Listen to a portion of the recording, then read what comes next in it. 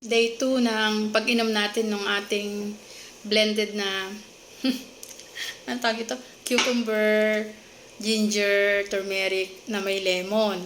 So, pangalawang araw. Pero napansin ko kahapon, ng mga bandang gabi, after ko uminom kahapon ng tanghali, nagkaroon ako ng konting itchiness dito sa braso. So, baka naman nagkataon lang. So, ngayon day 2, inumin natin, no? Tingnan natin kung hanggang bukas mayroong itchiness. Kasi syempre, pinipilter to ng kidney, no? So, kaya siguro ganun. Usually kasi kapag hindi ako nakakapag-exercise, nagkakaroon ako ng itchiness. Siguro hindi na ilalabas ng body yung pawis, yung toxin. So, 2 days akong walang exercise kasi nga umuwi kami ng tukod eh. Kaya pwedeng yun din ang reason baka hindi naman ininom ko kahapon. Nagkataon lang. So, inumin na natin to.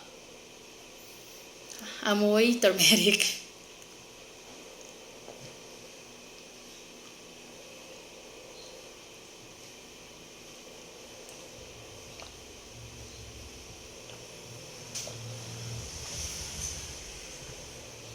Ianghang.